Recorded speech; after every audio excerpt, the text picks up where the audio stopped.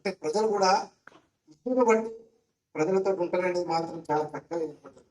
కానీ నల్గొండ ప్రజలకు చిన్నంబర సమస్య, ఖమ్మం నల్గొండకు చాలా అవసరమైన సమస్య. కాబట్టి ఇక్కడికి మొదలు పెట్టుకున్నట్టు మన కర్తవ్యం, మన బాధ్యత ఏంటంటే బ్రహ్మాండంగా ఈ మీటింగ్ ద్వారా రెండు పార్టీలు ఒకటి.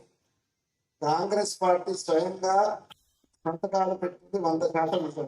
ఇది కాదని ఎక్కడ ఎందుకంటే మొన్న పరిశ్రమ గారు మాట్లాడినప్పుడు చాలా చెప్పే చెప్పింది. 16, 17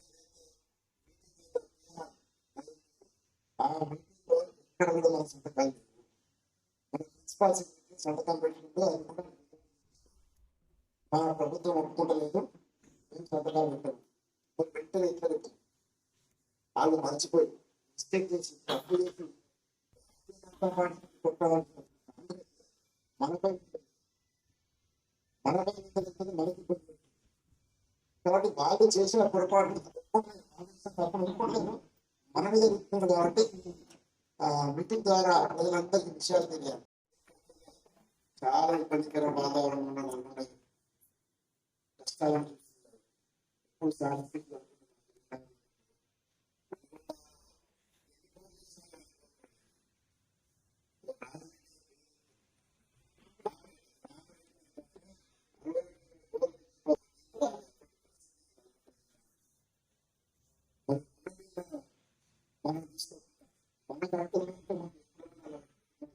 పరిస్థితులని ఆనాడు తెలంగాణగా ఇబ్బంది పరిస్థితి.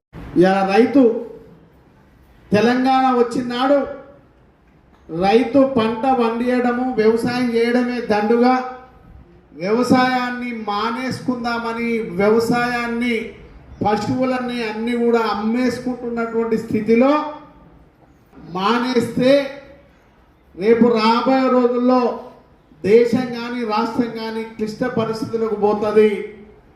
ఒక రైతు కనుక సిద్ధంగా ఉన్నా రేపు వచ్చే మున్సిపాలిటీ అయినా, రేపు వచ్చే సర్పంచ్ అయినా, రేపు వచ్చే ఎంపీటీస్ అయినా, రేపు వచ్చే ఎంపీ అయినా, జెడ్పీటీస్ అయినా, రేపు వచ్చే పార్లమెంటరీ ఎన్నికలైనా, రేపు వచ్చే ఎమ్మెల్సీ ఎన్నికైనా, ఏ ఎన్నికైనా మన జెండా గెలవాలి, కారే గెలవాలి, కేసీఆర్ ముందుకు సాగాలి, కేటీఆర్ గారి నాయకత్వంలో ముందుకు పోవాలనే విధంగా మనం అందరం కూడా కసితో పనిచేయాలని మిమ్మల్ని అందరూ కూడా మనస్ఫూర్తిగా కోరుతున్నా.